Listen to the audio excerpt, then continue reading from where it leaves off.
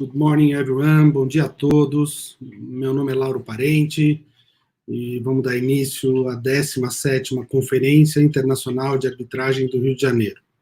Esse ano, por diversas razões, a gente teve que passar para o virtual, então eu queria agradecer a todos os conferencistas que se dispuseram a participar conosco, e principalmente a todos os nossos patrocinadores, que eu queria mencionar nominalmente, a Simonagem Certeza Técnica, a Leste Litigation Finance, a Avantec Consultores, Cadenas Perícias e Arbitragens, Exato Perícia e Arbitragem, SWOT Global Consulting, Hormigón Act Consultoria, e ao Centro de Arbitragem CBMA, Centro Brasileiro de Mediação e Arbitragem, Alcance CBC, e a Câmara de Conciliação e Mediação e Arbitragem Fiesp, e a ANCHAM, Câmara de Mediação e Arbitragem da ANCHAM.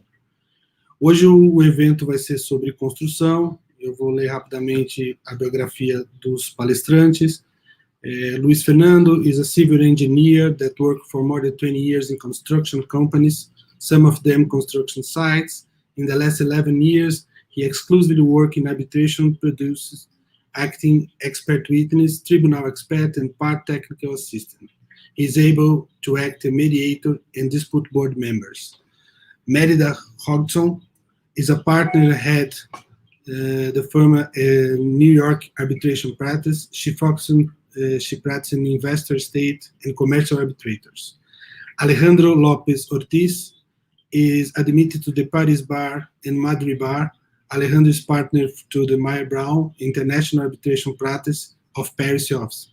He leads the Latin America arbitration practice of the firm. Simon Braithwaite is Senior Vice President of Dialis, with over 20 years experience focused on both domestic and international, public and private construction, engineer and infrastructure projects, providing advisor to service to this project in dispute.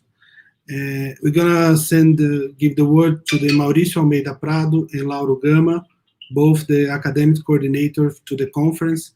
And thank you, Maurício, thank you, Lauro, to be with them in these troubled times. Bom dia a todos. Lauro, você está no mudo aí, você tem que desmudar. Ok. Bom dia a todos. Bom dia, boa tarde, boa noite, good morning, good afternoon, good evening. Thank you to each and every one of you for being here with us today. Muito obrigado a todos e a cada um de vocês por estarem hoje conosco. Today marks our 16th Rio de Janeiro International Arbitration Conference, and we are proud to be able to host it virtually today with the help of Lauro Parente from Code Corp. Hoje iniciamos a 16ª edição da Conferência Internacional de Arbitragem do Rio de Janeiro e temos a oportunidade de realizá-la remotamente com o suporte de Lauro Parente da Code Corp. João Bosco Lee, who unfortunately has an arbitration hearing this week and is unable to join us, Maurício Almeida Prado and I have set up an exciting conference program for you, which focus on the interaction of the law and technical issues in international commercial. Você está no mudo de novo, Lauro. Voltou. João Bosco Lee, que infelizmente não pôde estar conosco devido a uma audiência arbitral, Maurício Almeida Prado e eu montamos um programa desafiador para esta conferência e que lida com a interação entre o direito e questões técnicas na arbitragem internacional. All panels, with the exception of next Thursday's, 19th of November, will be held in English. Todos os painéis, com exceção da próxima quinta-feira, serão em inglês. And so I'll give the floor to Maurício, who will introduce you to the next to the themes of this conference. Thank you. Bom dia, pessoal. Na verdade, os painelistas já foram apresentados pelo Lauro Parente, né? We thank very much for all the panelists to be here today. I would just like to say that the idea of this conference is to debate cutting-edge issues on international arbitration. A ideia dessa conferência é sempre discutir questões de ponta na arbitragem comercial internacional, and that's the reason that we invite the most renowned experts to join the conference, to contribute with the conference. And the idea of the three panels is to discuss a very sensitive issue, that is the bridges or the clashes between technical issues, engineering issues, accounting issues, economic issues, and the law. We, the lawyers, we are used to discuss, debate, and apply the law. But what happens in the practice of international arbitration or in arbitration is that we have to apply correctly. So the numbers, the figures, we have to understand what the reality is of complex issues in order to properly apply the law. So the panelists were asked to debate how to deal with this dialogue between law and technical issues in a way we can be productive, we can have positive results, instead of a very traditional approach that would say the lawyers discuss and apply the law while the experts do their job, the technical experts, and each one in its self environment, and they don't talk each other. So we think that we have been discussing that this is a problem in litigation and in arbitration. So that's the whole idea of the conference, and we hope you have a very good day and enjoy the conference. I think we can now pass the word. We thank very much the sponsors, isn't it, Lauro? That are one last word, Maurício. The next conference has already a date. Please save it. It will be held on May 11th, 2021, and hopefully it will be held in person. A próxima conferência já tem uma data, é dia 11 de maio de 2021, e esperamos todos, será realizada no seu formato tradicional, ou seja, presencialmente. Essa era a minha palavra, tenhamos todos uma ótima conferência. I think we can transfer the floor now to Luiz Fernando Alongi. So, we are starting with the first panel, technical issues in the law in construction dispute. We do not intend to discuss any legal system in particular. We are interested in discussing the interaction between and law issues or professionals, practitioners acting together. Before we start with particular issues, I will try to start with the lawyer's perspective of experts' role. Mélida, in general, what is your opinion about the expert role in arbitration? In a lawyer perspective, as party or arbitrator, what do you expect from the expert? Do you think in a interpretation, the expert knowledge could help the tribunal? Thank you, Luiz Fernando, and thank you very much to the organizers, Lauro, João Bosco. It's such a pleasure for me to be here. I could see the little picture of Rio in the background when we started. I so wish it could be there, but I'm hoping that for the next one, I'll be able to be there live with you. It's certainly my honor and pleasure to be on this panel with such distinguished colleagues. Let me just say that from my perspective, the role of the expert is critical in construction. We all as lawyers tend to learn as we do more and more of these cases, but the role of the expert is clearly necessary, in my view, for the understanding of certain different kinds of technical disputes that can arise in different arbitrations, not only in construction arbitration, but also in mining and infrastructure, oil and gas, and obviously some health sciences. But in construction, I think it's particularly relevant. It's, and as I said, how critical the role and the advice of the technical expert is, to some extent, will depend on the lawyer. But I think that, well, I should say the lawyer and the arbitrators, but we'll get to that later.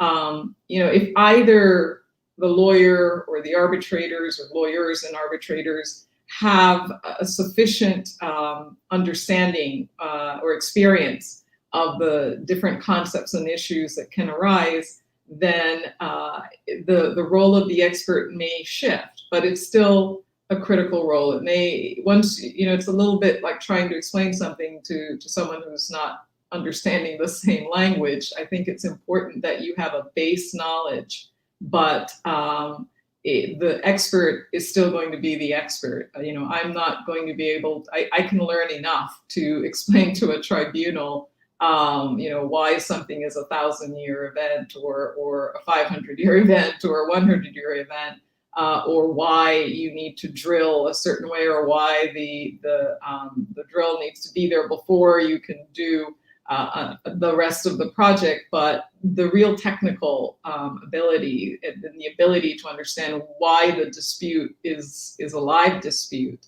I think, has to come from the experts. Concepts such as engineering studies and why there's a dispute between perhaps a supervisor, an independent supervisor, or a regulator and the contractor, those kinds of things come from the expertise that lawyers, I think, simply, perhaps after 40 or 50 years of dealing with one specific type of construction, perhaps you gain that. But I think otherwise, it's a critical role, understanding the effect of delays or different kinds of delays on a critical path. What is a real critical path? Issues like that. Translating the effect on that critical path, or the effect of delays in general, on ultimately the issue why there is a dispute that has gone to arbitration, that is the issue of damages. All of that requires true expertise, true technical expertise. As counsel, what I'm looking for from an expert is clarity. I'm really looking for straight answers because I'm trying to assess the strength of the case that I have. And so I don't necessarily want to just hear the good news. If there's good news, that's great. But oftentimes we don't get to arbitration because one side has such a great case, right? You get to arbitration because there's a true dispute that independent third party or third parties are going to have to resolve. And so it's important when you're preparing a case to understand fully the sort of different permutations. I once had a technical expert sort of say, "Oh yeah, but well, we didn't think that there was a bit of evidence that actually was helpful to us." And it's like, right, but the thing is, this is debated within the industry, and so we didn't think that was the kind of knowledge that you wanted, because it's not 100% sure, essentially. And it's sort of like, no, we need to understand as best we can as counsel. We need to understand all of the permutations, all of the issues, the good and the bad.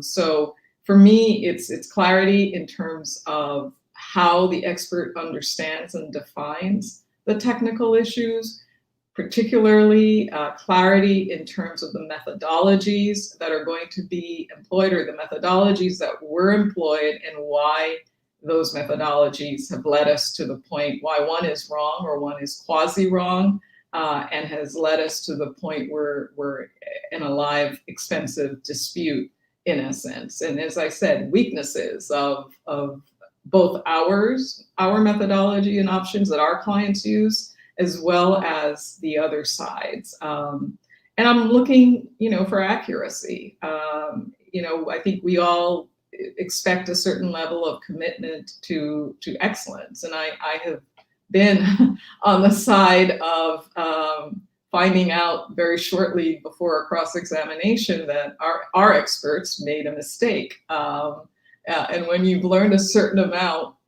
in order to get you to be able to cross-examine an expert, which is never easy, finding out that there were technical or mathematical mistakes made kind of guts you a little bit, because you really then are going in cold and having to figure out how do you adjust at that late stage. Moreover, how do you adjust to save that, if, hopefully it's an issue that only affects a narrow technical dispute, but it may have an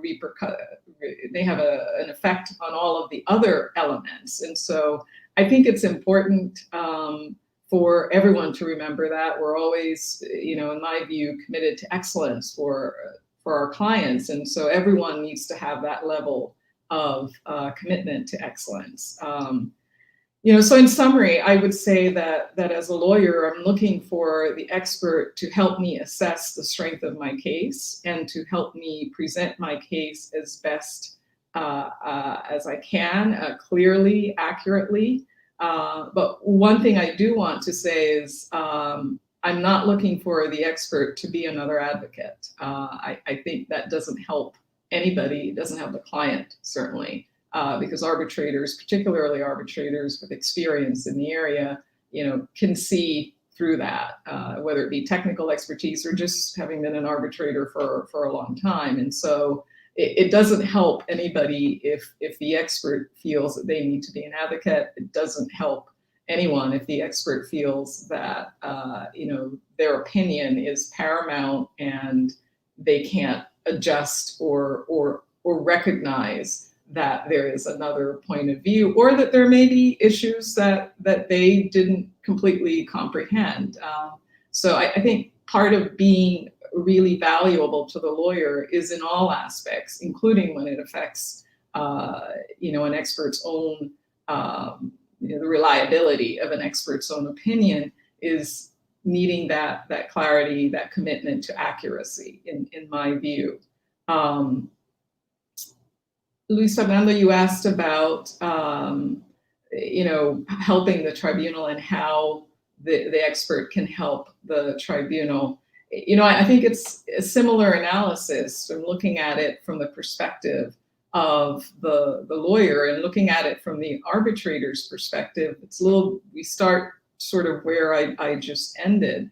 How can the expert help the arbitrator resolve the dispute?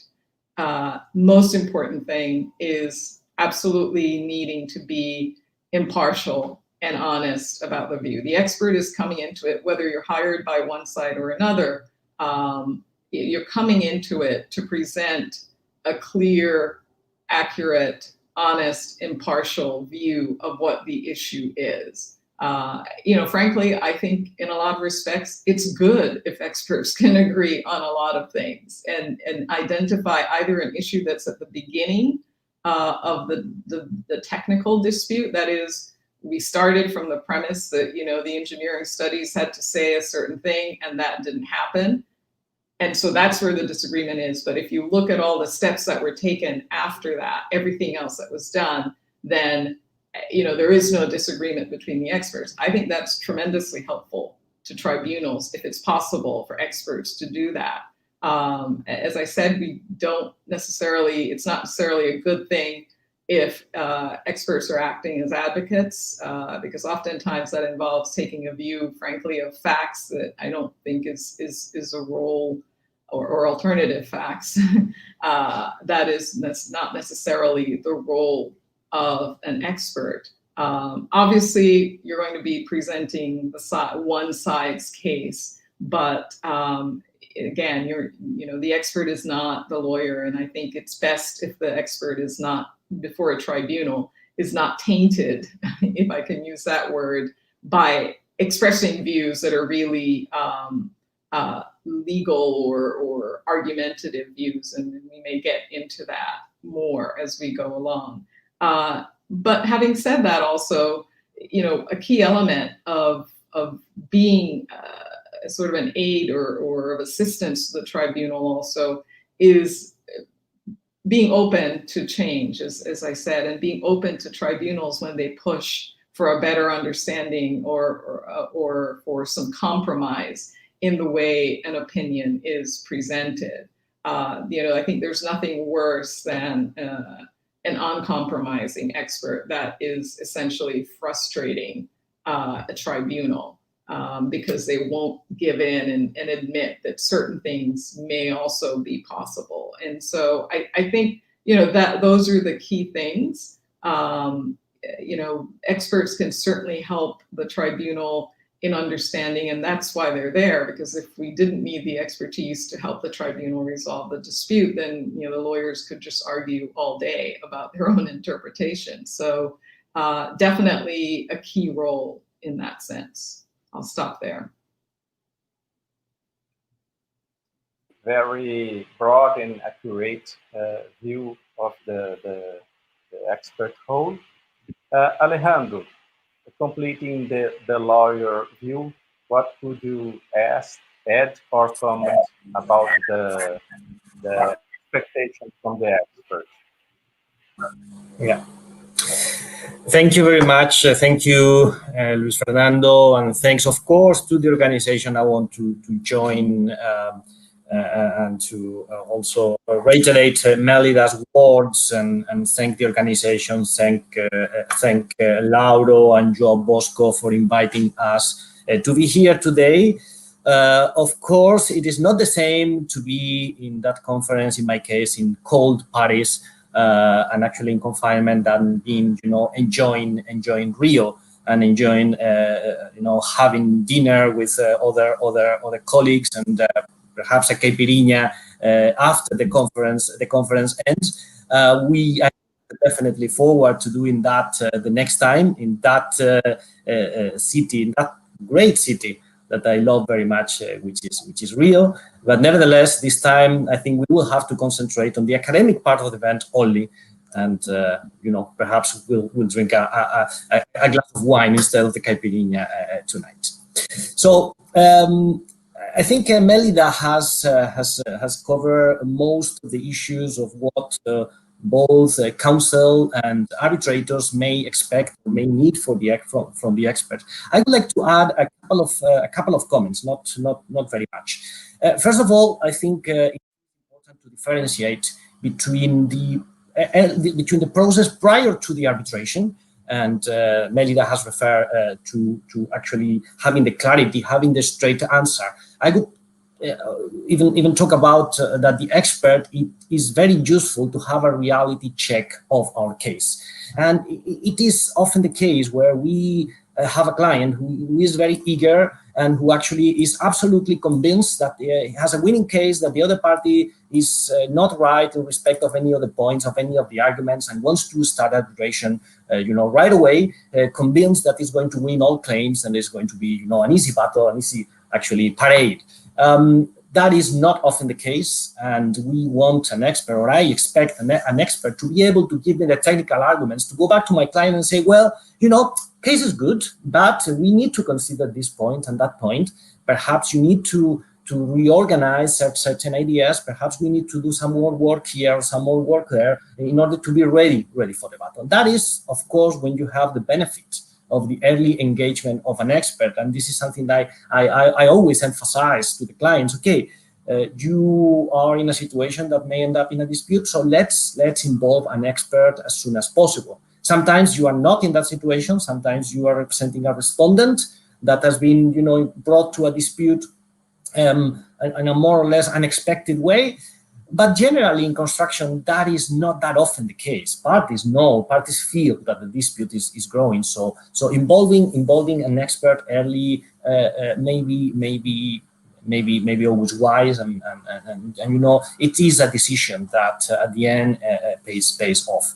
And what happens if the expert in that reality check process tells you, well, I'm sorry, you don't have a case, your case is weak, then you need to consider what, do I change my case? Do I change my strategy? Do I change and drop it altogether? Do I change the expert? And sometimes, perhaps a client insists very much, and then you need to find a completely different approach, and that sometimes may require changing the expert, looking for a different scope, perhaps, you know, someone more creative than the expert you engaged the first time. Once you get into the proceedings, I definitely agree with Mélida in respect of we need this technical background, this technical knowledge to be able to convey our case to the tribunal, because even the most experienced tribunal, we need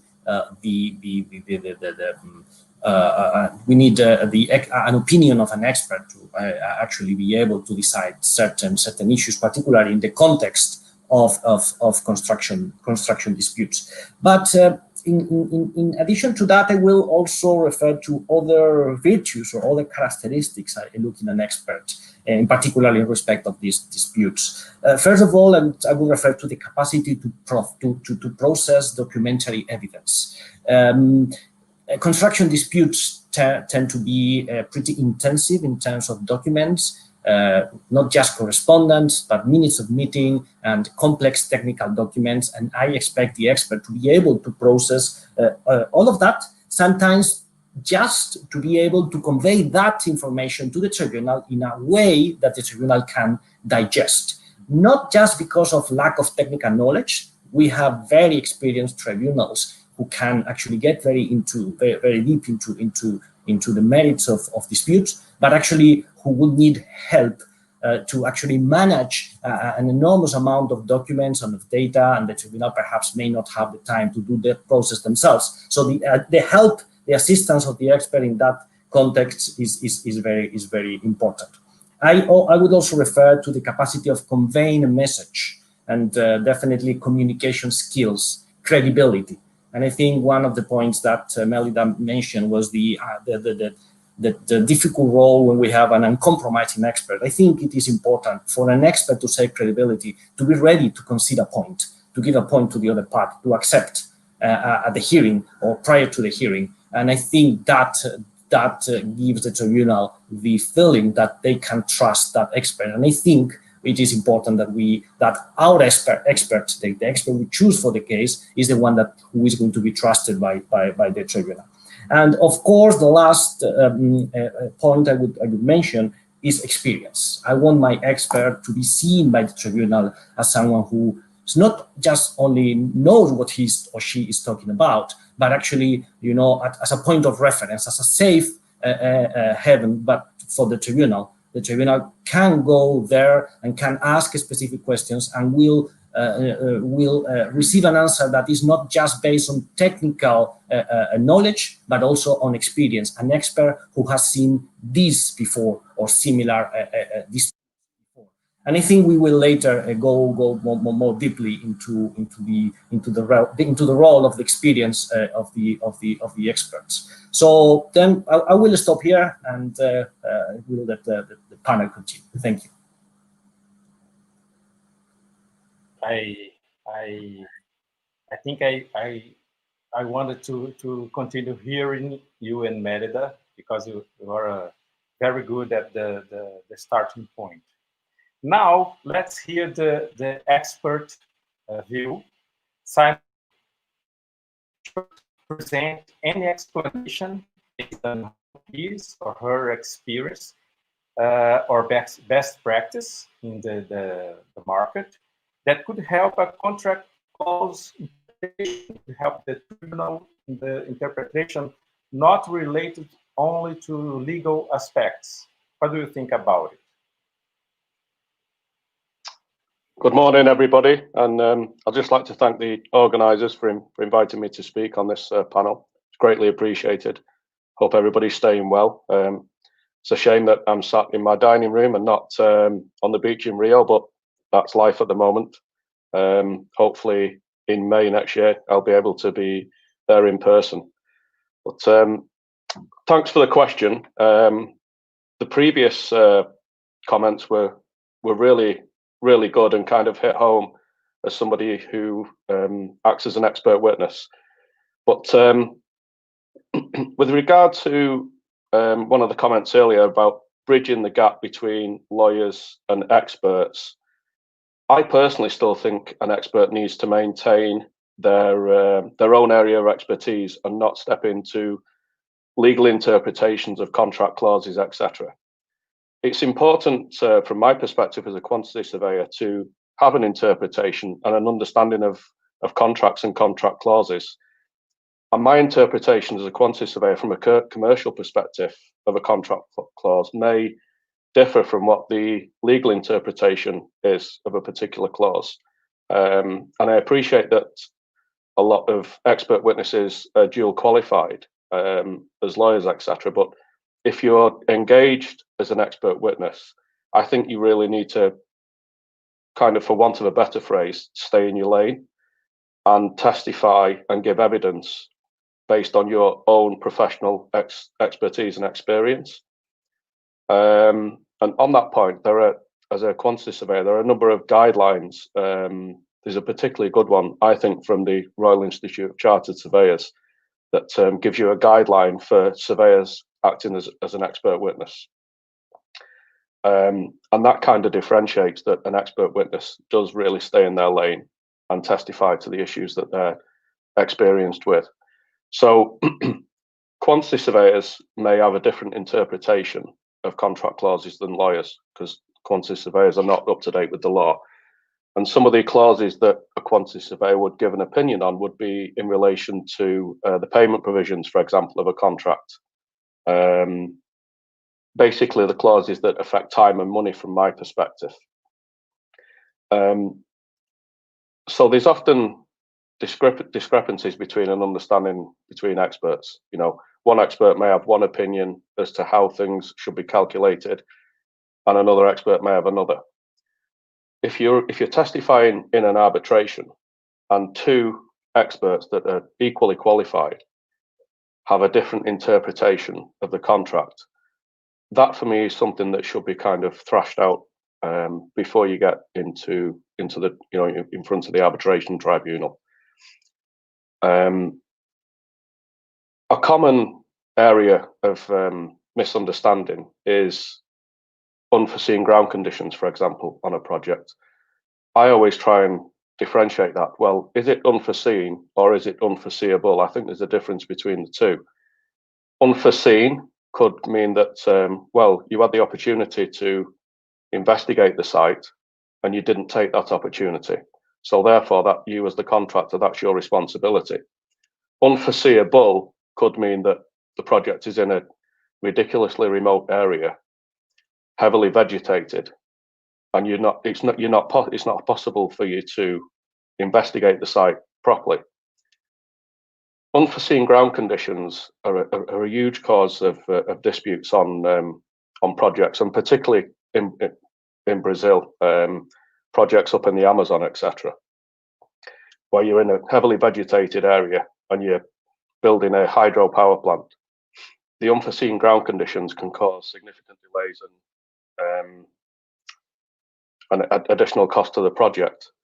So often in contract clauses, you will see that it's the contractor who has the responsibility to investigate the site. But if you've not got the opportunity to, or you've used your best endeavours, then who should really bear the cost for that issue? So that's just an example of how quantity surveyors may give a commercial interpretation as to what the meaning of a contract clause is. From my perspective, if I'm acting for a contractor as an expert witness, I would portray that the ground conditions were unforeseeable, if possible, and if they really were, and that the contractor is entitled to some of the additional costs and entitled to compensation for delay, etc. So it's quite an unclear kind of area that the expert witnesses venture into, and this is why discovery and working with the legal team is important, because like I say, a expert witness may have a different interpretation as to the meaning of a contract clause than a lawyer. So I hope that clarifies an unclear issue, in my opinion.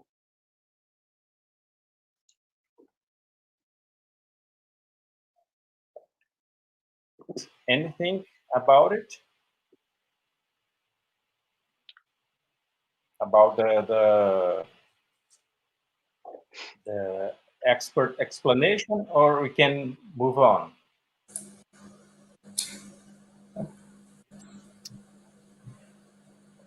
I guess Mélida, go ahead. Yeah, I mean, I guess I would say I totally agree with Simon in the sense that you would expect that an expert has a professional or commercial, I believe is the word to use, understanding of contract clauses. Yes, we're not looking for legal opinions in the sense of legal conclusions, because a legal conclusion is going to determine the outcome of the case. But you have to have an understanding. The contracts are written around the technical project, and so you have to have an understanding, and I think you clarify that. It's very frustrating when experts, although their reports are, read as if they're written by counsel, then get to a hearing on cross will say, well, I can't give an opinion on that because I'm not a lawyer. So I think clearly they have some understanding of the way to read some of these clauses. Yeah, I think I've been asked when being cross-examined, what is your interpretation of this clause? And I will always caveat that with, well, my commercial opinion as a quantity surveyor is the following, because I think it's really important that as an expert witness, you don't kind of put steps into the legal shoes for a couple of reasons. One, I'm not qualified to do so, and two, you're then giving a false impression that you're qualified to give a legal opinion, and in my opinion, you're not.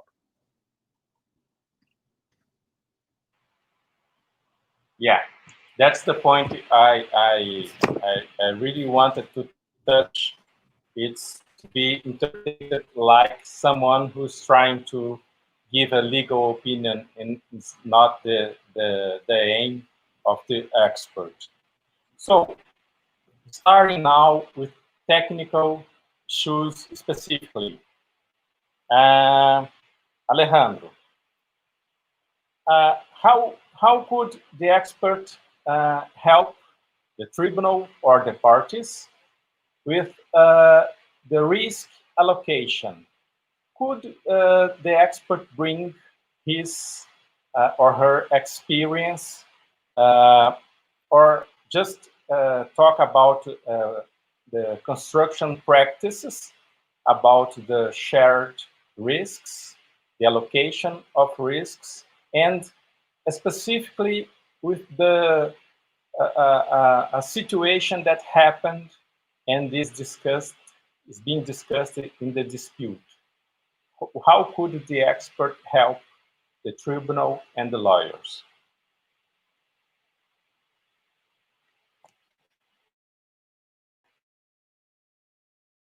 Not here.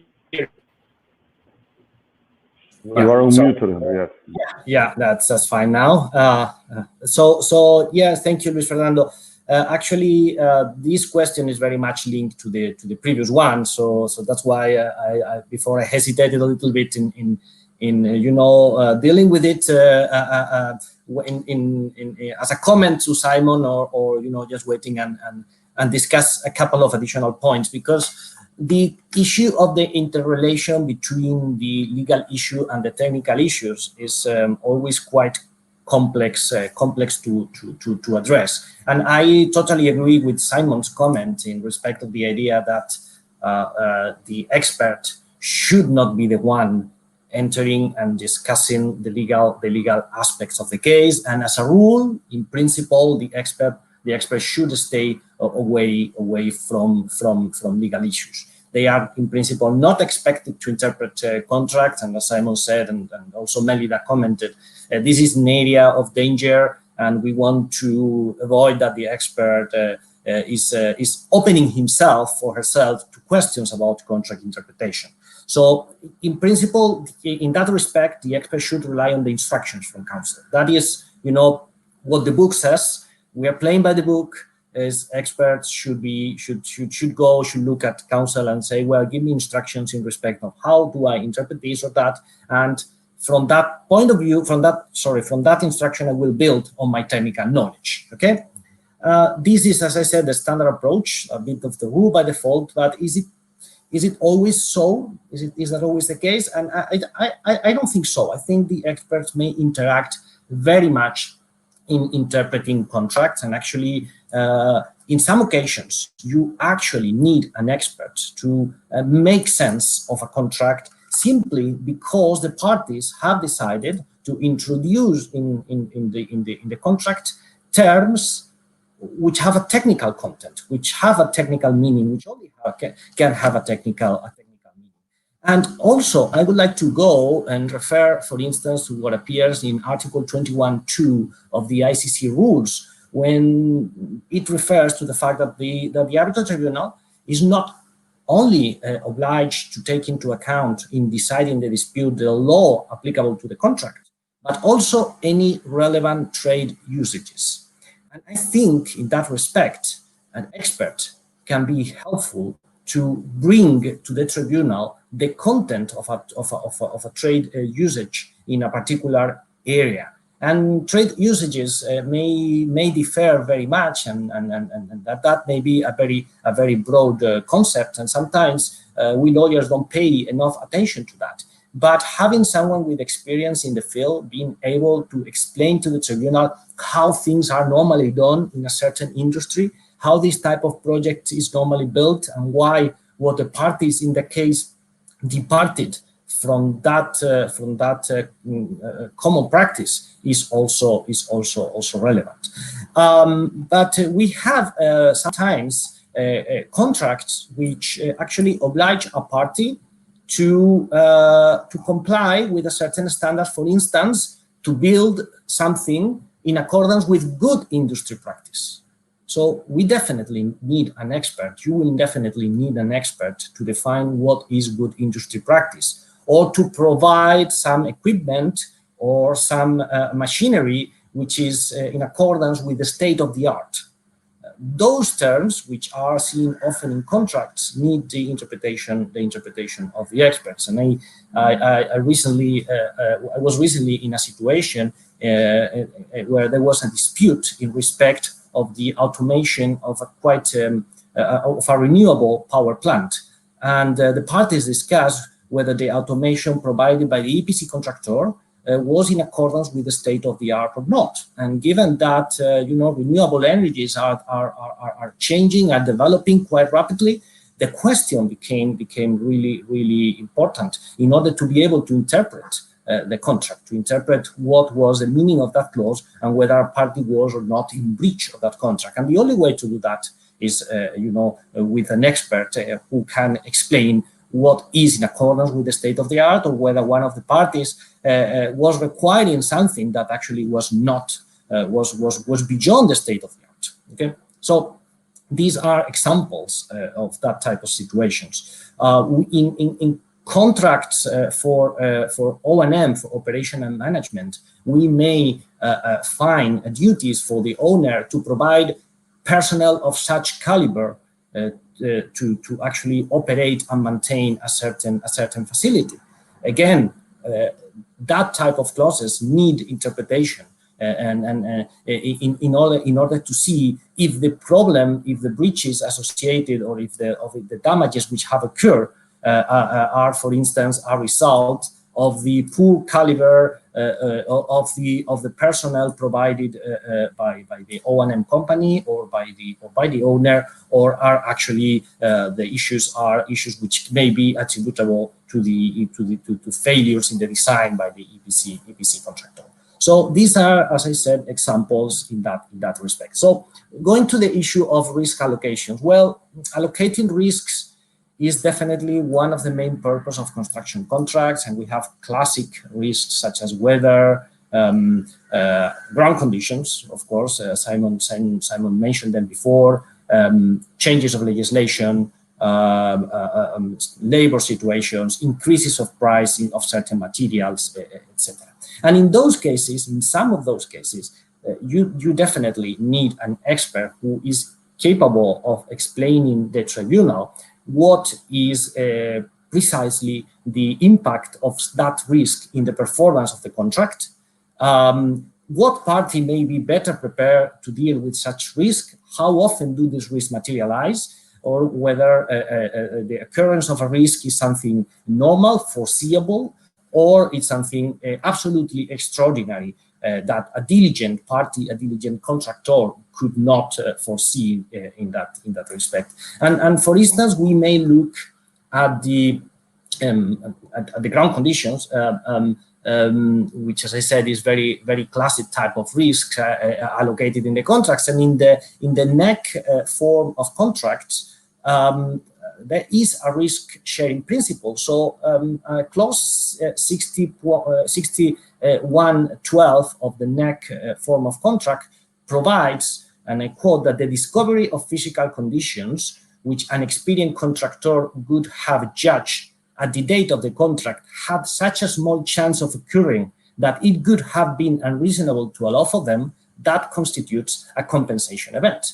So what is the meaning of that standard? How are you supposed to interpret the standard, the foreseeability standard that is there required without having an expert who can explain, who can provide his or her view from the perspective of his or her experience? I think that is an area where expert opinion is critical.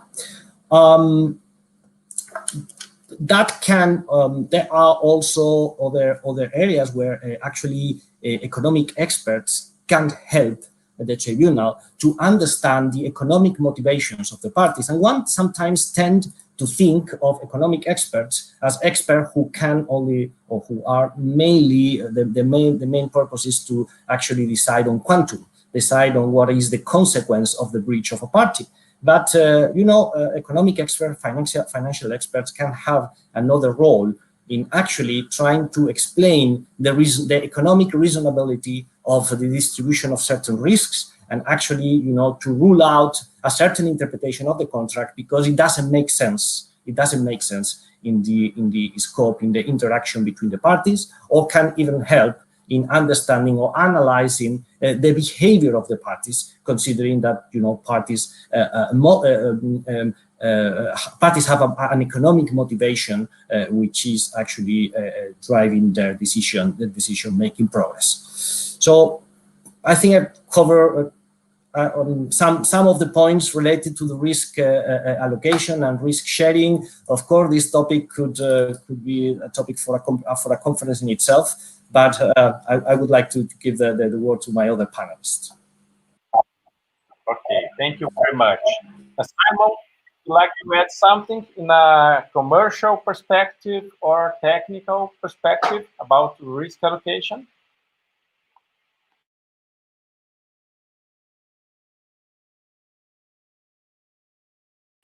No sound. You are mute. I apologize. Thanks for the points, Alejandro. Some really good points there that I'd like to address from a commercial perspective.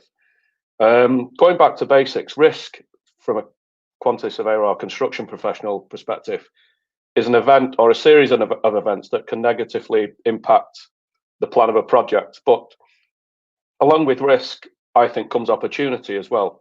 A situation that can favorably impact the original plan of a project. And the purpose of contract clauses is to address those areas of risk. And when you have contracts that are amended from standard forms, those amendments are usually made to distribute risk, sometimes unfairly. The common perception is that the owner will want to transfer risk to a contractor, the contractor will want to transfer that risk to a subcontractor, and so on.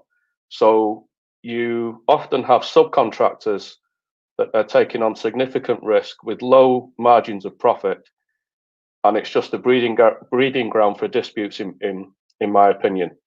So contract clauses and their interpretation have significant legal implications. Before any contractor signs a contract, subcontractor, contractor, they should really have those contracts reviewed legally, in my opinion.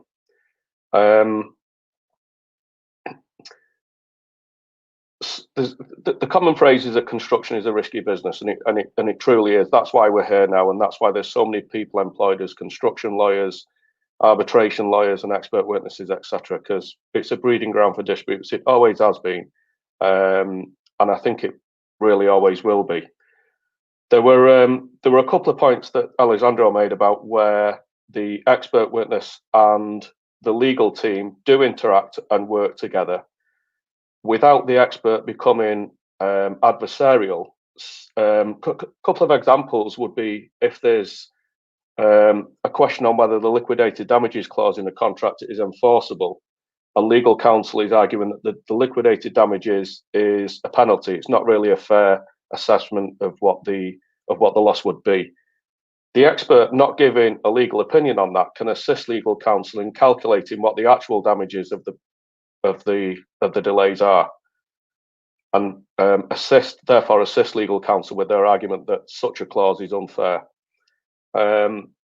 Another issue is when there's a termination and legal counsel is arguing that the termination is unfair if it's for delay, for example.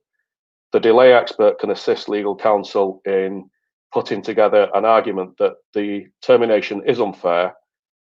The contractor is being blamed for all these delays, and as this delay analysis shows, the contractor was not responsible for all the delays, and in fact, the contractor is entitled to an extension of time.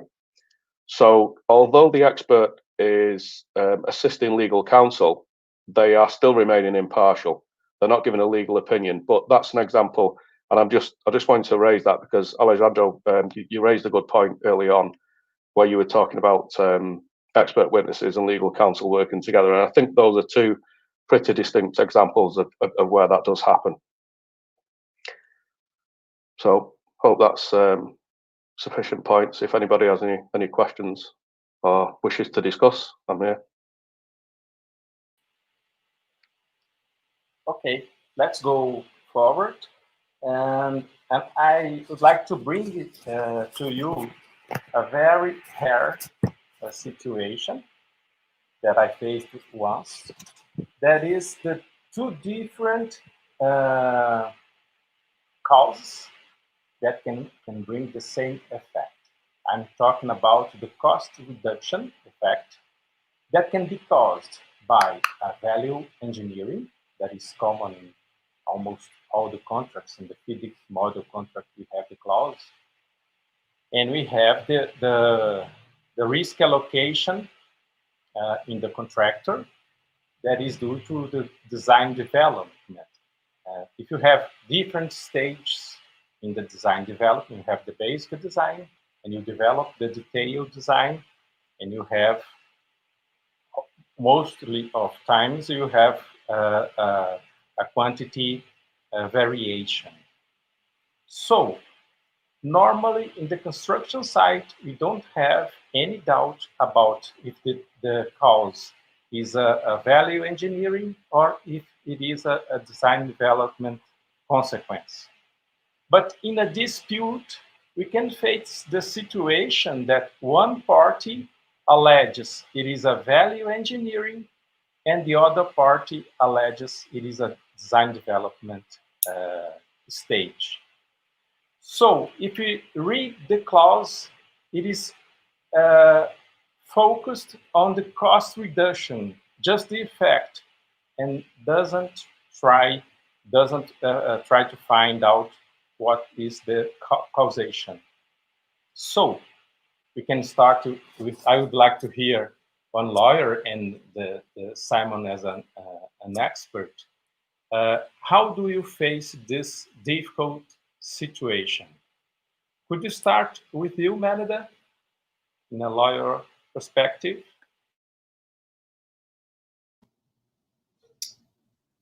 Sure. I think it is a tough thing, and in my experience, what usually is the issue is more of a design problem or a change. Let's say not a problem, but a change in design. Now, of course, the reasons are why that is the case. One has to then go to whether or not there was an initial problem in the design, or if, as Simon mentioned in an earlier discussion, there are reasons related that are, were unforeseen or unforeseeable, when that too then determines who should bear the risk allocation for that.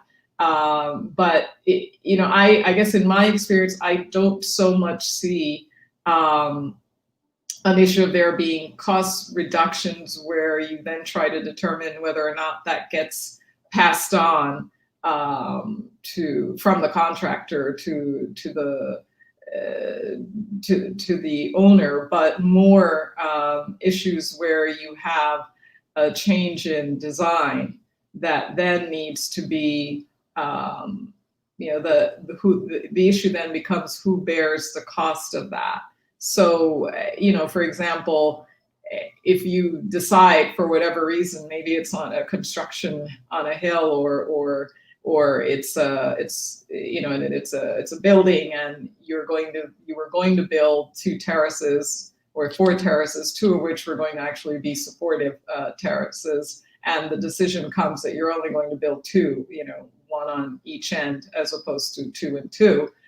Who bears the cost of that? Why is that? Is it that building into a mountainside, someone did not do the right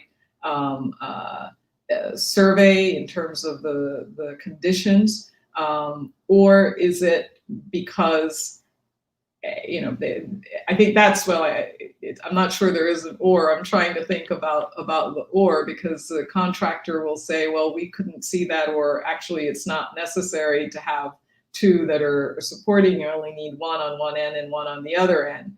And so therefore it becomes, well, number one, was this what the parties bargained for? That's the legal way of looking at it.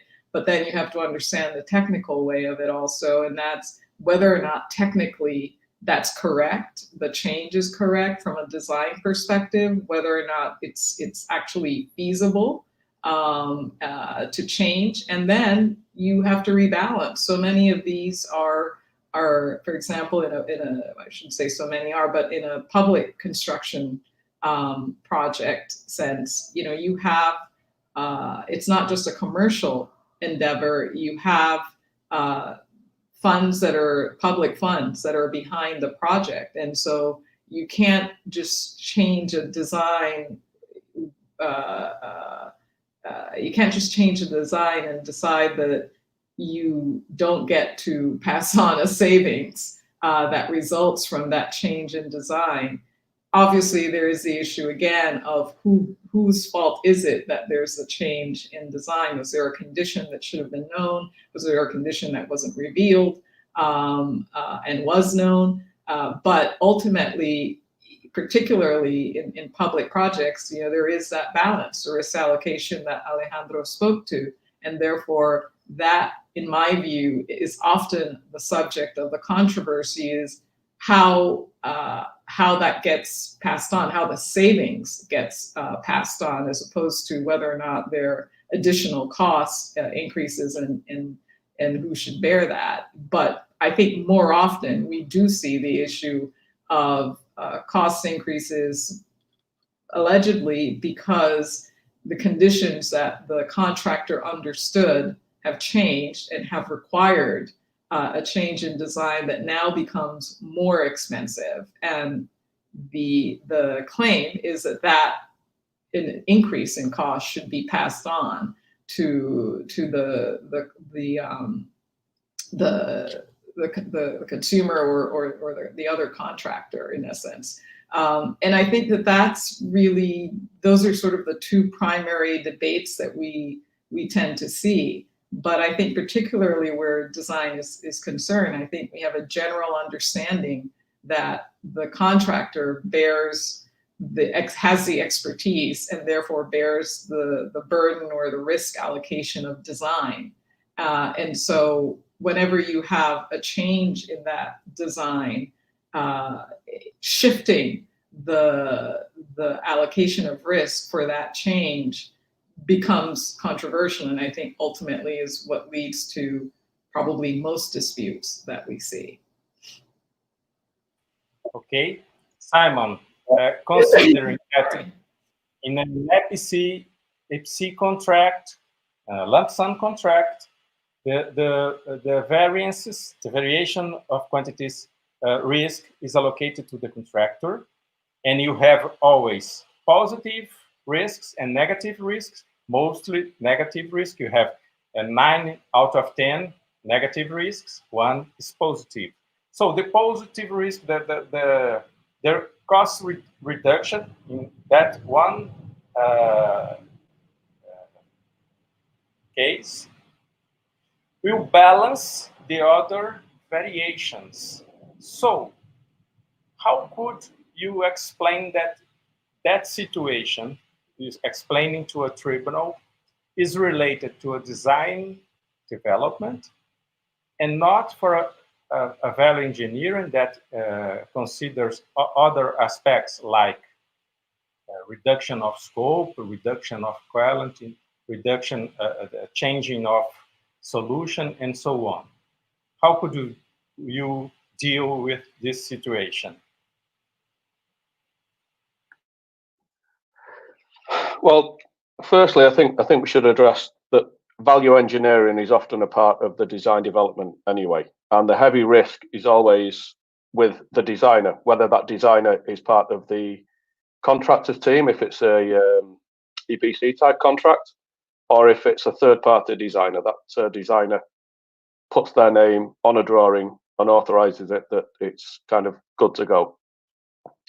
The purpose of design development and value engineering is to reduce the cost for the owner at the end of the day.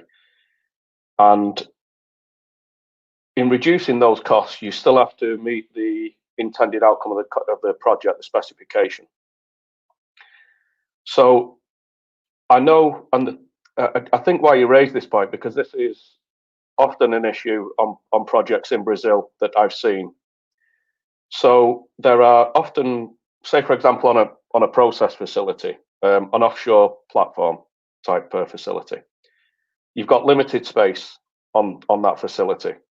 You're given a concept design from an owner, and you're to develop that contract. You're to develop that concept design as the EPC contractor.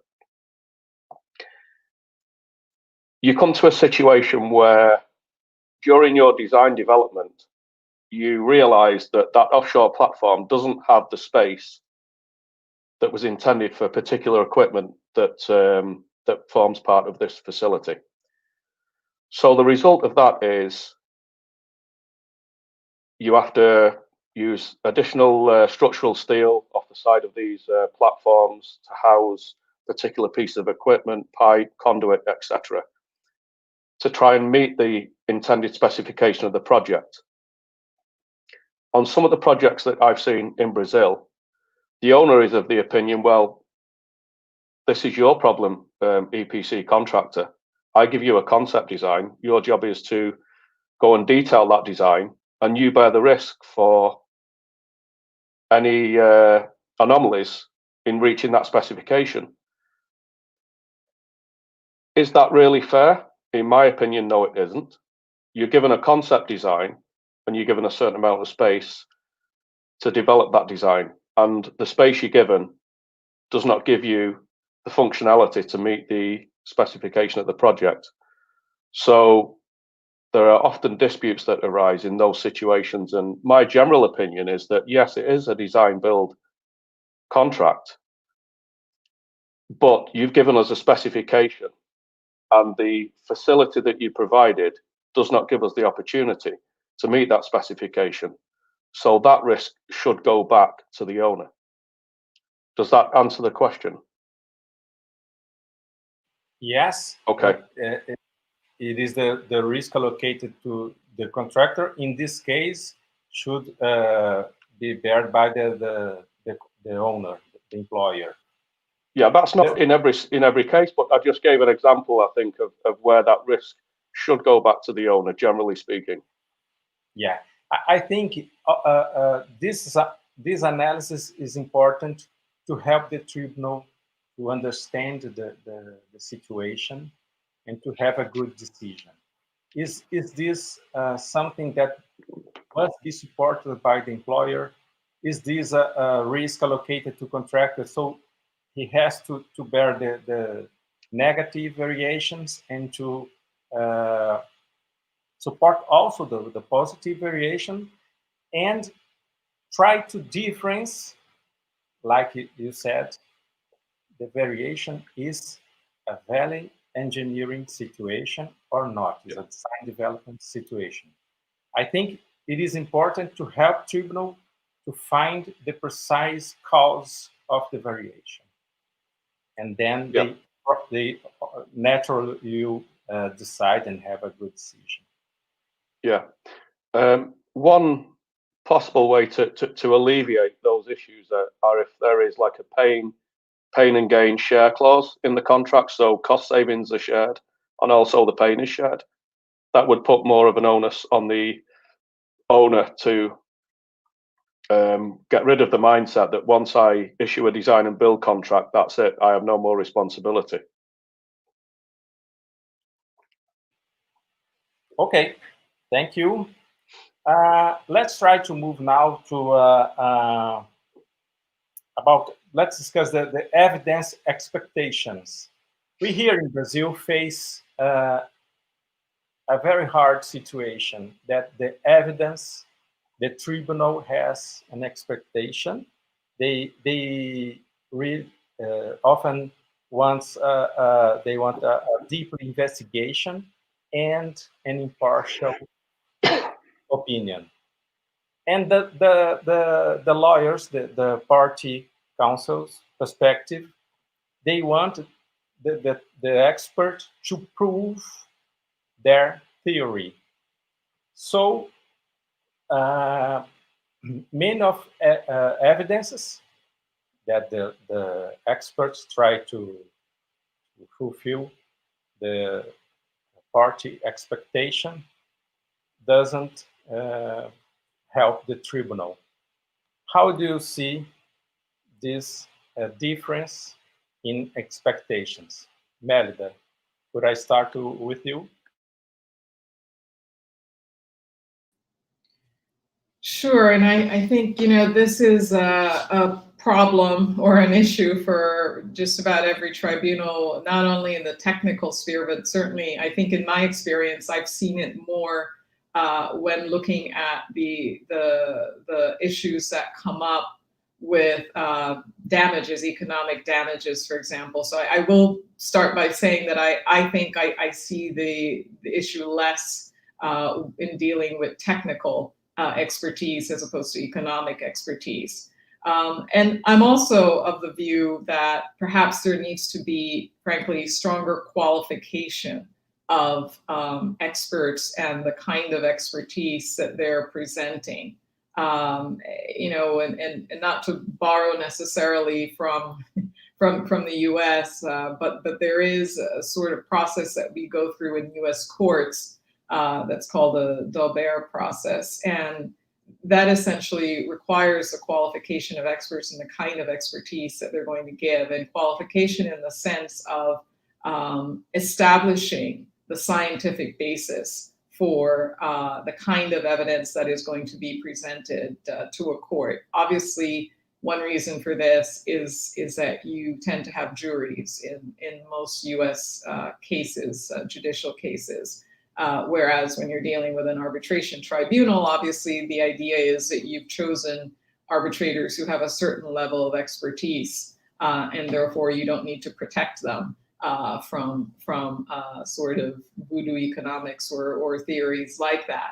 But I frankly think that it could be good to have a system where you force experts to really justify the technical basis, the best practices, the whatever industry guides there are, to establish the reasoning behind their expertise by presenting something that says this is not just a crazy idea that I've come up with.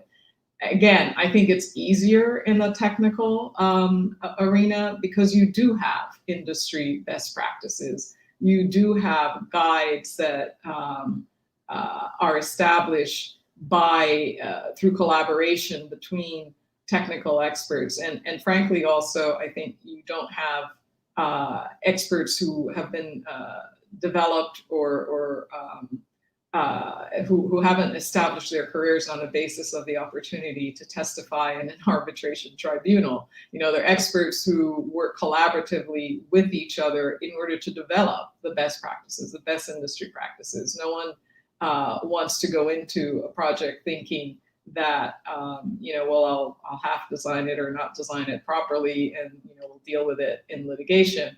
No, I do think that there is a certain level, or I assume that, you know, the experts who are coming into to testify in an arbitration are strictly that. They're technical experts who happen to be testifying in an arbitration, and they're not dedicated to working, for example, with particular firms that specialize in certain kinds of disputes and therefore reappear all the time as experts on a particular topic, whether it be changing the design risk in engineering studies and who should bear that, or whether it be earthquake, building for earthquake, different scenarios of earthquakes, the 1,000-year, the 500-year, the 100-year.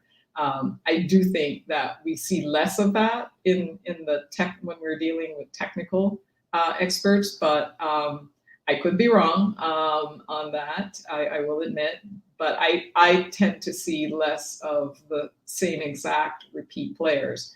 Nonetheless, with that caveat, I do think that when you have less than ideal presentations or explanations to a tribunal, then, you know, that it has an impact. And I think I've said this before also, is that because the technical damages or the technical issues and disputes are so relevant to developing and establishing what ultimately damages may be, or whether or not there should be damages, then it's important to have technical opinions that are less subjective, that are more industry-based, more scientific-based, and I think that this is one area where, you know, tribunals are looking for clarity, as I said before, also in my view, and you need to be able to present it in a way that is not going to seem that you're just a hired gun, and I think most technical experts approach it that way. I do sometimes see experts who, for whatever reason, either because it's easy or because they've perhaps worked with some counsel on a lot of different disputes, end up having a narrow view of the way things should be. But I do think generally the evidence that is presented on the technical side tends to be more straightforward, tends to be aimed at being able to have the tribunal understand what the actual technical nature of the dispute is, and whether or not, therefore, you should readjust the risk allocation and essentially reassign costs for or within the project. And this is, I think, important also because in my experience, oftentimes you're dealing with a project that is still continuing. The parties still have to deal with each other. And oftentimes in contracts, you will have provisions that say whatever the determination is of a particular dispute goes on to form part of the contract. And so if a tribunal says, you know, this change in design changed the balance of the risk allocation, and that change in design affects the next 30 steps in the construction, obviously it has a huge impact. And for that reason, you need to have technical expertise, again, that is certainly impartial, but as best founded as possible in what true and in truly sort of industry standards, and not based on perhaps what an expert may want it to be, or what I should say the expert's client or counsel may want it to be. And so it may be that on a technical level, there needs to be, and this is, I don't think this requires a great change in the way we do things, but I do think it's the tribunal's responsibility to ensure that the kind of evidence that is presented is scientifically sound, technically sound, industry sound, in order to ensure that the decisions that are going to be subsequently made, particularly where it affects not only an allocation of damages ultimately, but frankly, the way a project is continued to be developed, it's important, I think, to have that kind of evidence be on the strongest, firmest grounds possible. Mélida, as you said before, as you mentioned, it is important that the expert is open to change opinion during the discussions. And mostly, it's very important to be impartial, to have an impartial behavior. So it could be addressed by the tribunal. And one other thing that I think is important, many times you have different calculations because the experts start from a different premise. Could the tribunal address that premise and that their expectation before producing the evidence?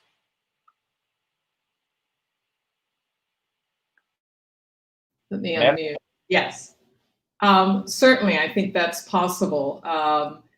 You know, if you're in, I guess, the ICC world, then you know that's the kind of thing that could be addressed. For example, in a terms of reference, sort of what are we actually going to be looking at very specifically?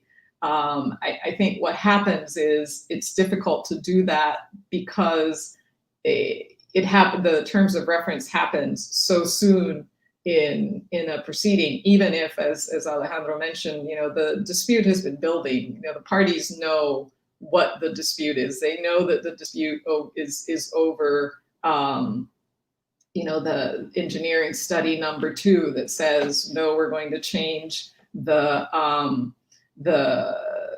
type of drill that we said we would use in our bid, and we're going to use this one. Don't worry, it's the same thing. It will be as fast as the other one, and there develops a dispute either because you have experience with the new drill and it's not as fast, or because quite simply the other side just doesn't trust that or says, okay, fine, but then let's reduce the contract amount. And so those are the kinds of things that it helps to define, I think, early on exactly what the 5-6 points are. And I will say one reason why this helps is because it's better to resolve that or to understand what the specific points of dispute are that are going to ultimately resolve the claims than to find out, for example, at a hearing or after a hearing that a tribunal now needs more evidence, something that I see happen all too frequently, because it's only after that late in the game merits hearing perhaps that the issues have crystallized and for the tribunal. And so I think that tribunals perhaps need to think more about the flexibility that's afforded to them to conduct the proceedings. Many arbitration rules will very bluntly or clearly, I guess might be a better word to use, state that you know, the tribunal is in control of the proceedings and of the conduct of the proceedings. And perhaps it would behoove tribunals to think about defining or narrowing the issues that are really going to determine the resolution of the dispute early on. And so if it's not possible to do that in an ICC terms of reference that comes at a relatively early stage, then maybe it's possible to do it nonetheless later on, and to sit the parties down, perhaps after a first round of pleadings, and say, you know, we would like to understand these particular issues. We've read your pleadings. Now we've read a round of pleadings. We want to understand these particular issues. Please address these in your next round of pleadings. I think also there's been some discussion. I think it was proposed by Mr. Kaplan about something called a Kaplan hearing, which sort of has earlier hearings to resolve particular issues in disputes and therefore narrow what the ultimate issues are. And I think it makes sense. If you think about, you are going along, you start with a universe of issues or claims that may have various underlying differences in understanding or in interpretation of the contract, in essence, and the way the design was going to develop, for example. But that design, from the contractor's point of view, may need to develop, and as Simon mentioned a few minutes ago, may need to develop differently because the conditions that were understood by the contractor when they presented the design are different.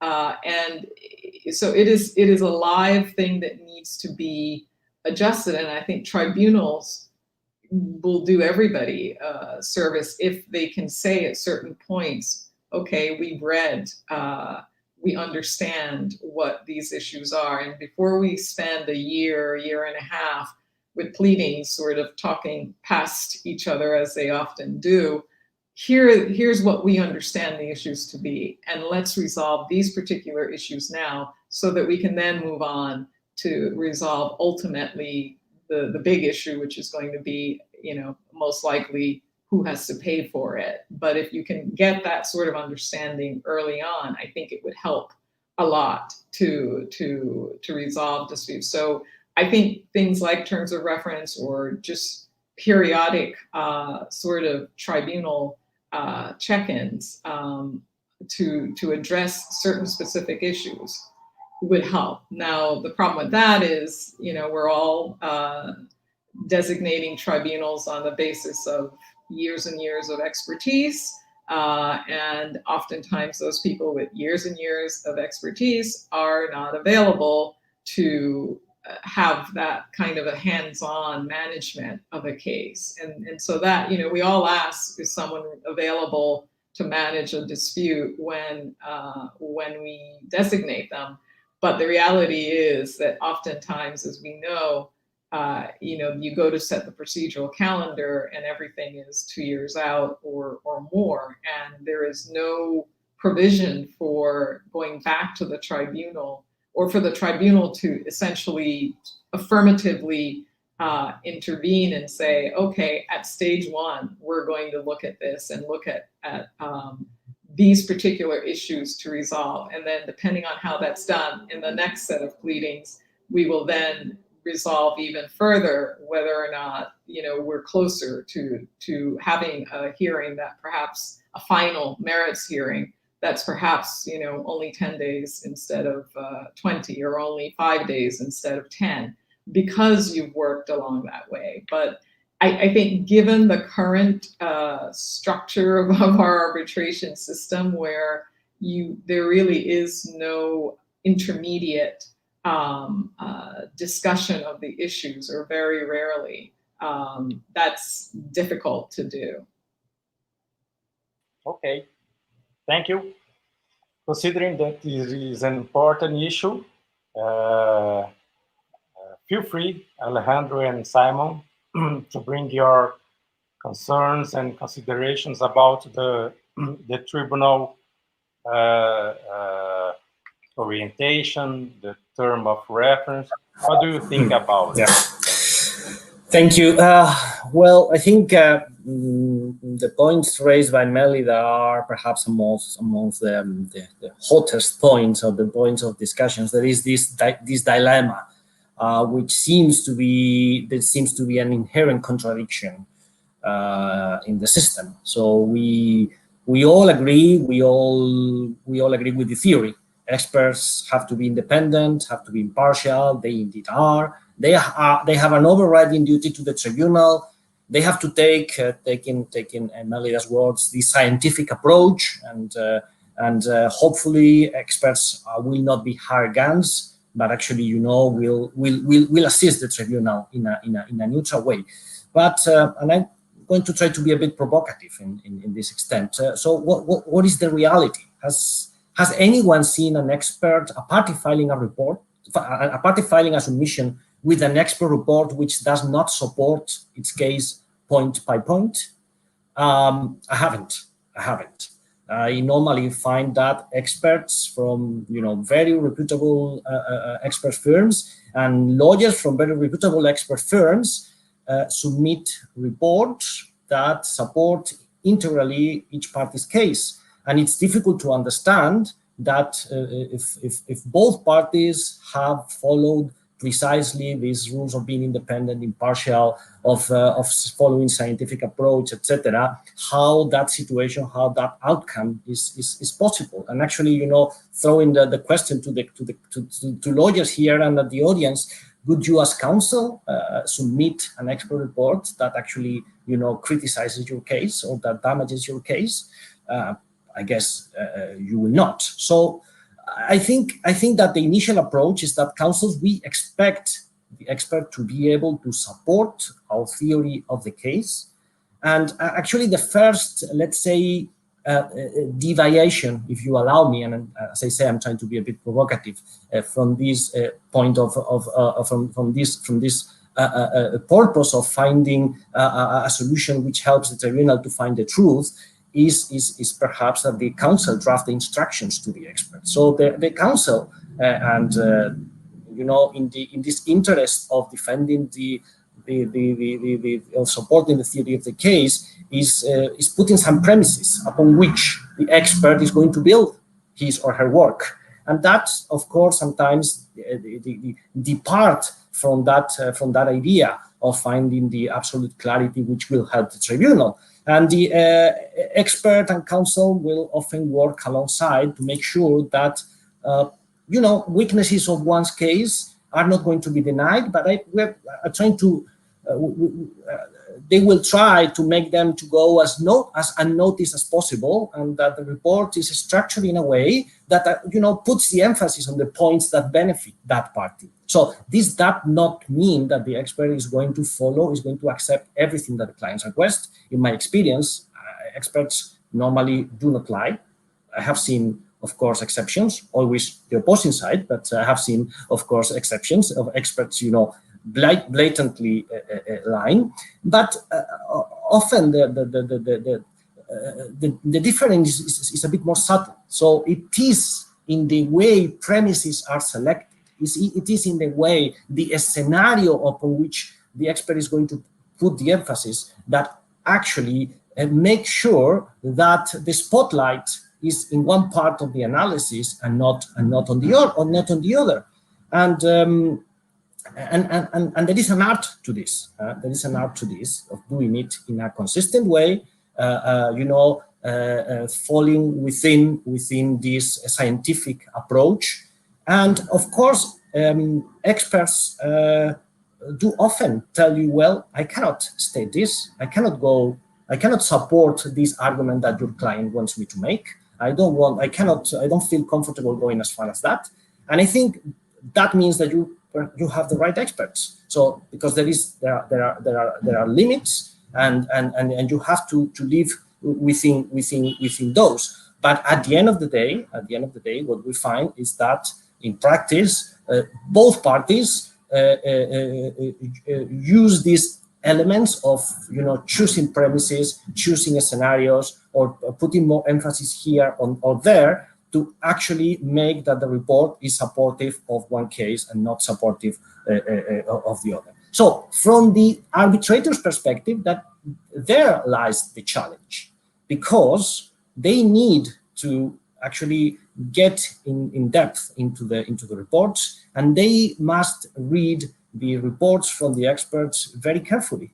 And an arbitrator shouldn't only concentrate on what the expert says in the report. Perhaps sometimes it's more important to understand what the expert does not say in the report and consider why the expert decides not to deal with a certain issue, or to deal only in a very light way, because there may be, the weakness of the parties of one side, or an element, an argument that somehow the counsel instructed the expert not to deal with because he knows or she knows that would damage its client's case. So that careful reading, careful analysis of the case is definitely very, very important. And in that respect, the experience that the arbitrators have in respect, generally as arbitrators, but also the experience they have in respect of the subject matter of the dispute, in this case, construction, maybe infrastructure, maybe energy, etc., that is critical, because that will, as I said at the beginning, this experience of the arbitrators will not allow to replace the expert, but will allow the arbitrator to understand what is wrong with an analysis of an expert, or why the analysis of another expert is more consistent, or is right, or actually touches upon the critical issues. And a final comment, if I may, is also that what can be expected from an expert is different if one relies on an habitual expert, meaning an expert who is not only expert in its field, but also is used to the forensic litigation, to actually presenting cases in front of the tribunal, and has also these soft skills of being able to convey the message and understanding what this game of arbitration is about. But oftentimes, you need to find an expert on a very specific topic, and then you need to rely on a university professor or on a consultant, because there is no one else in the field being able to explain something on a very specific issue of resistance of a certain material, or a specific technology that is new, that is being developed. In those cases, the work for counsel becomes even more difficult to make sure that the expert delivers what the expert, what the counsel expects from the expert. Sometimes these experts have difficulties to understand precisely what the role is, what their duty is to the tribunal. Sometimes it is difficult for those experts to understand exactly what is the expert report, and they need assistance in actually drafting it, in understanding the format, in understanding the questions, in understanding the evidence that needs to support. For instance, you need to you need to introduce footnotes, you need to annex every document you mention. That type of things may be critical for the credibility of a report, and actually for the tribunal to assess it. And also, it is difficult for counsel to control those experts at the hearing, because they sometimes believe more in the world of ideas, or in the world of technicalities, and maybe expansive when they talk about their own topics. So these are challenges that these non-habitual experts pose to counsel, to lawyers, and also to arbitrators. And a critical point, and I think we will mention that later again if we have the time, is that the counsel love to have control of the case, of the litigation, and actually, freak out a little bit when they lose control of the case in the middle of the hearing. And that may happen with one of these non-habitual experts. Okay, thank you. We have started discussing the hearings. Simon, would you like to add anything about the term of reference, or can we go through the hearings and the evidence production? Yeah, I just have a couple of points. Nope. Some very good points raised, and Alejandro, one of the points you raise is about control of the expert, and the expert supporting the legal position.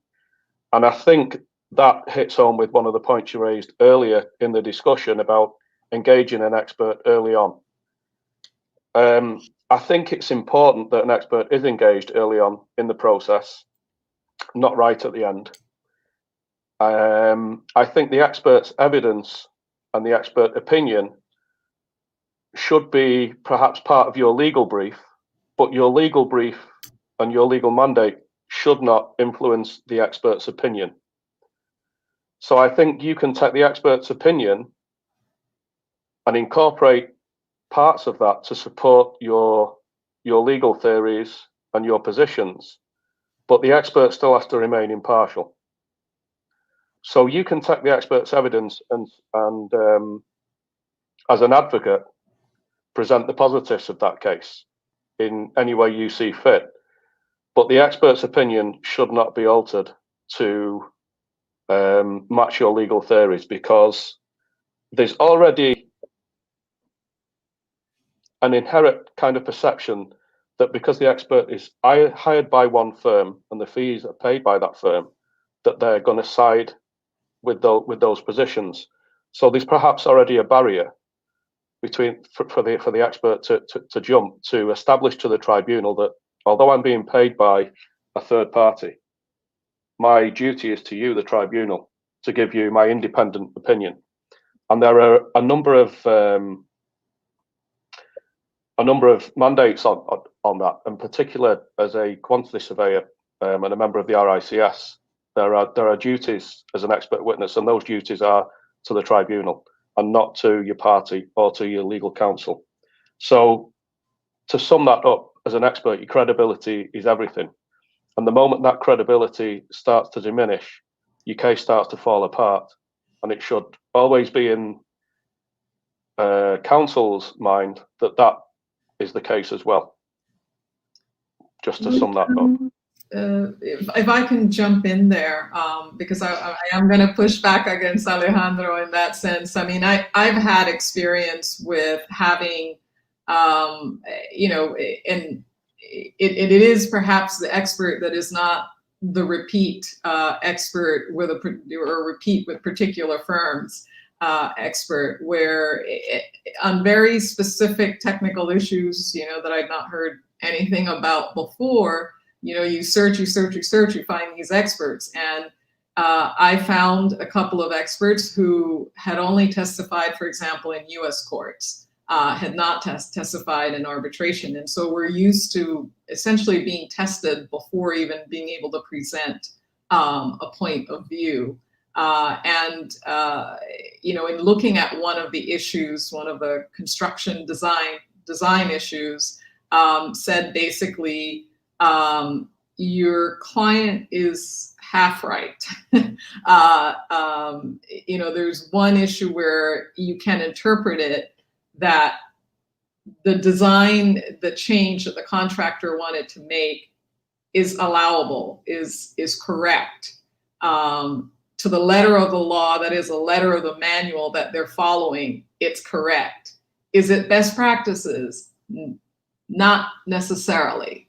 And so, you know, how do you want us to present this? Present it the way it is. That is, it's your independent opinion that says it's not exactly correct. However, we understand why your client would have thought this because it's not best practices. So it does allow some, but I am personally a lawyer who feels it's best to, again, maintain the credibility with the tribunal. I want to be the side or the party that the tribunal, if it has doubts, gives the benefit of the doubt on credibility than the other side. And therefore, I think you gain intangible points with that. And in that case, you actually gain very tangible points, because it's important, I think, to be honest with the tribunal, even when it's a point that is not necessarily going to go for you. So I mean, just wanted to push back a little bit on that. Yeah, no, Mélida, just for the sake of clarification, I agree with these points. I was, you know, trying to be provocative, but at the same time, I have to see that in my experience, when I see the reports coming from the other side, I not very often see that type of approach, that the report coming from the other side actually acknowledges the shortfalls of the other party. So that means that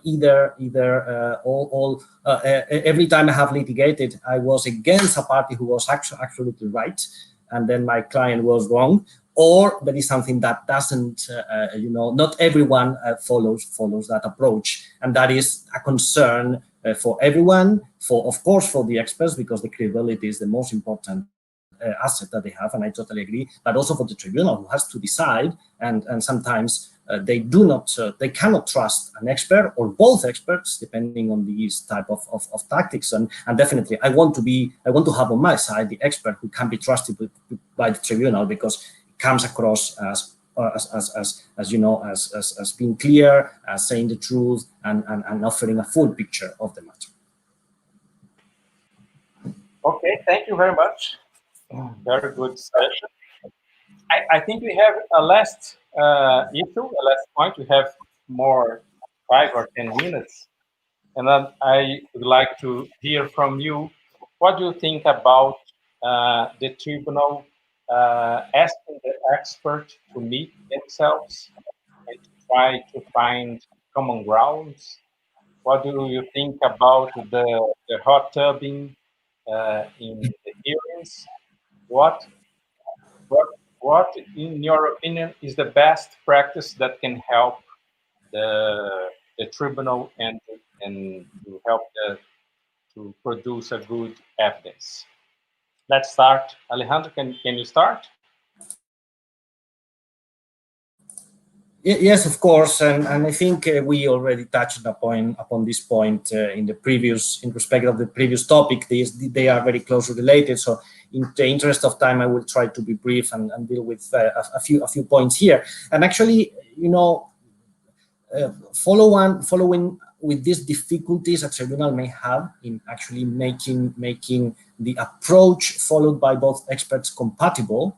One of the tools that tribunal have is to ask experts to liaise early in the proceedings, because, as I said, sometimes tribunals have a hard time navigating expert reports simply because they do not deal with the same things. So it's not that an expert says A and the other one says no, A is not true, it is B. It's sometimes one talks about A and the other ones talk about cases 1, 2, 3, and 4. And then the expert the tribunal doesn't really know how A fits into these 4 cases, which refer to different type of situations, and they depart from different premises, or they answer different questions. Sometimes that's intended. Counsel do not want the cases to be comparable because they know the counsel on one side, or perhaps in both sides, because they know that in a direct confrontation they will lose, all the weaknesses of one party's case will be discovered. So we, using this old expression, expert reports are like ships crossing in the night. As I said, because sometimes just parties want to have the debate in these terms. So more and more often we see tribunals to rely on that tool to actually, exert this control that the proceedings give the experts, to which Mélida referred earlier, to actually, grab the expert and say, hey, come here, let's do this thing in this way. And experts may instruct the tribunal may instruct the experts to actually meet early in the proceedings, sit together, ideally try to narrow down the points in dispute. But if they can't, at least to make sure that the experts opine on the same topics, and to make sure that they use the same premises, factual premises, technical premises. They use, I don't know, even the same metric system, use the same elements, the same methodology, or explain why there is a difference in methodology, and therefore that difference in methodology becomes an apparent point in dispute that the tribunal will need to address. That, of course, makes the life of the tribunal much easier, and also, in an ideal world, gives certainty to all the parties involved. So I see the trend of tribunals asking for these meetings of experts happening as early as possible, even sometimes shortly after the constitution of the tribunal, perhaps ordering or instructing one meeting between the experts to take place even before the parties have submitted the first round submissions, just to try to make them to know each other, trying to build some trust between them. And I think that is an interesting approach. In that respect, I would like to mention the Charter Institute of Arbitration Protocol for the use of party-appointed experts in international arbitration. In its Article 7.2 provides precisely that the arbitral tribunal may at any time up or during the hearing, so before the hearing or during the hearing, direct the experts to confer further and provide further written reports to the arbitral tribunal, either jointly or separately. And there is a second clause, 7.3, which talks about the holding of preliminary meetings with the experts by the tribunal. And that is more the idea of the Kaplan hearing that also Mélida touched upon earlier. So these are two different mechanisms. These experts conferring on their own to provide joint or separate reports before the hearing, on these meetings between the experts and the tribunal. So these are tools that the tribunal have to actually try to focus the debate on the experts and make that debate more useful for the tribunal. So a number of questions arise from these meetings, and I'm talking about now the meetings between experts from each side, without the presence of the arbitral tribunal. And the first question is, what is the role of counsel in these meetings? Do counsel have any role at all? Are they allowed to participate in those meetings or not? Can experts revert to counsel after the meetings and discuss how the conversations are developing, or can't they do that and they have to wait until they reach a conclusion or not? Can an expert stop the meeting in the middle and say, hey, I need to consult with a party before taking a position in this point or in that point? Of course, perhaps that may not be the most advisable from the perspective of the credibility of the expert, but what if that happened? We need to keep in mind that while experts do not represent the parties and therefore they cannot settle the matter, if they agree or they don't agree on a certain point, that may be critical for the case. And this is, of course, related to what I referred to earlier about counsel's panic to lose control of the case. So having control of the case doesn't mean being able to influence on the outcome of the case, but actually at least to understand what is going on, what is happening, etc. So these are, I think, questions which are relevant and that we counsel need to make sure that we have an expert, that we engage an expert which we can trust, and I use trust in the sense of making sure that we know that the expert knows the case well, knows the evidence well, and knows the technical aspects of the case well, so that expert can be on its own in these meetings and expose and defend the arguments and the points that the expert is making. Another relevant point or relevant question is, are these meetings without prejudice meetings? In other words, and this is a discussion every time that there are meetings of this type, in other words, can the content of the discussions between the experts be used at the hearing, or only the resulting product signed by both experts from both sides can be discussed at the hearing? So if an expert starts by defending a position and after a while changes position, for instance, an expert in these discussions starts by conceding one point, but after, I don't know, having a phone call with counsel, changes opinion, that early concession can be used, can be reported to the tribunal, or cannot. And only, as I said, the final product of these meetings is allowed to reach to be sent, to be presented to the tribunal. And what is the outcome? What is the form of the outcome of those meetings? Well, the Charter Institute of Arbitration Protocols talks about a joint report. That may be an ideal outcome, but I think in occasions that is not practical, that is not realistic. It is difficult to expect that different sets of experts are going to sit down together and draft a report as such. What I see more often is is either that they issue separate reports, but with common questions, or they answer common questions and they accept common premises, and then on the basis of that, their next report is drafted independently, but at least there is a commonality on respect of the points that they are addressing. Or I have seen the use of the Scott schedules, so essentially a big chart where the experts agree on questions and they express if they are in agreement or if they are in disagreement, and the reason why they are in disagreement, if this is depending on different methodology, different facts, different data, etc. So I think all in all, this is a good tool. I have used, or I have seen that this tool being used in an efficient manner by tribunals, and result definitely on the narrowing, perhaps not so much of the disputes, but at least on identifying what are the real disputes and what are the elements that the tribunal needs to decide to efficiently deal with the points of dispute.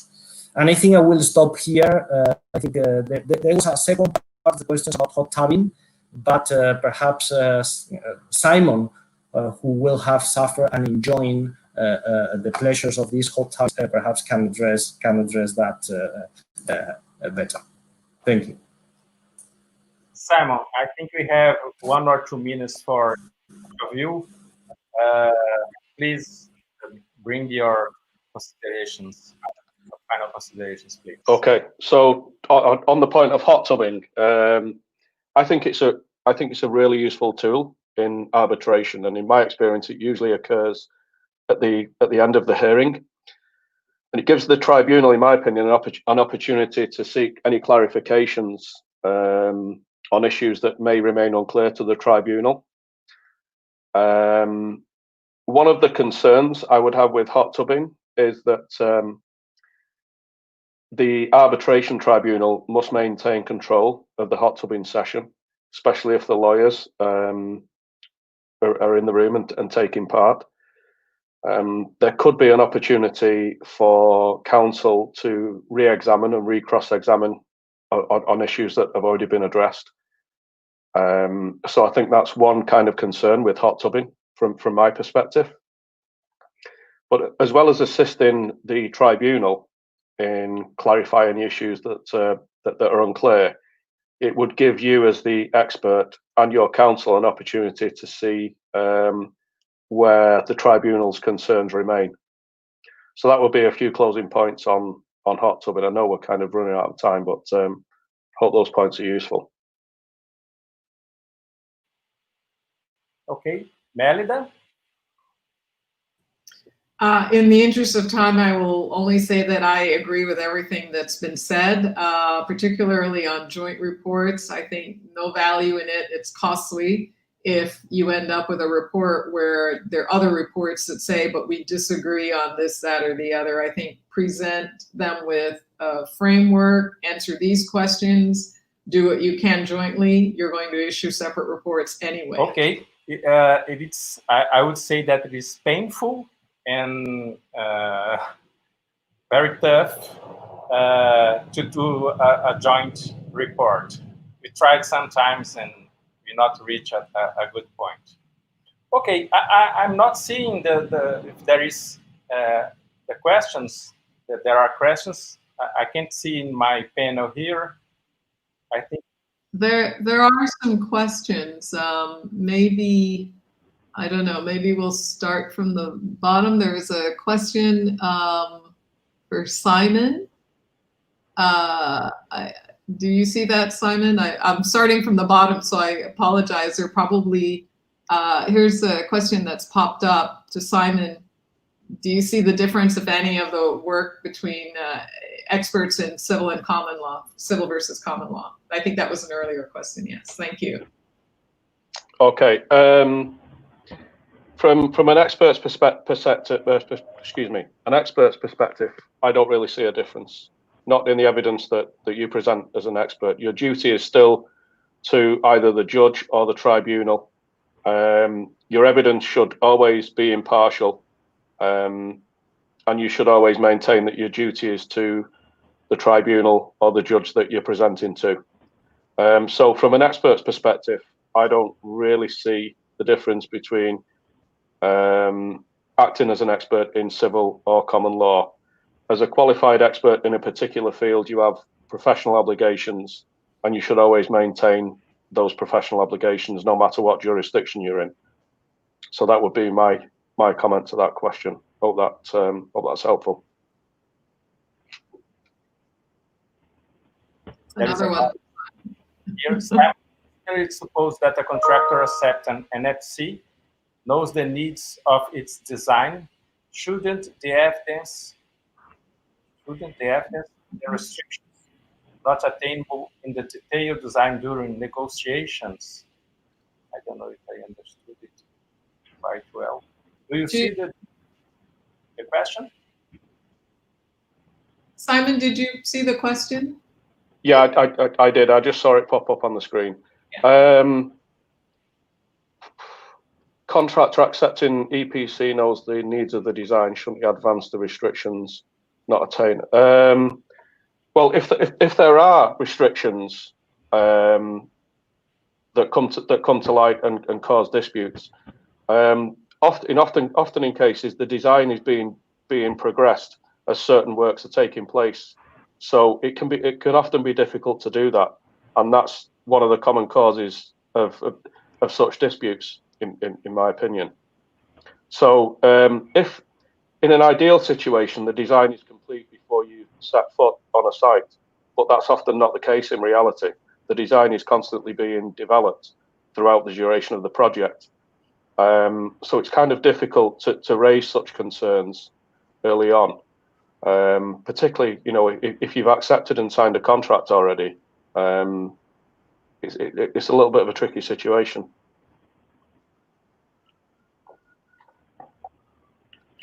Okay, I think we are running out of time.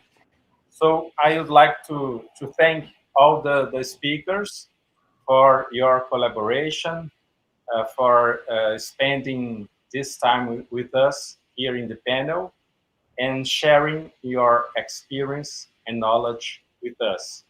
I would like to thank the organization for the invitation, and I hope seeing you in the next panel. Maurício, Lauro, would you like to add something? Thank you very much for this very thoughtful discussion that you have promoted, and we hope to see you next year in person in Brazil. And we'll have another panel in 2 days on Thursday at 10 a.m. Thank you very much for your attention.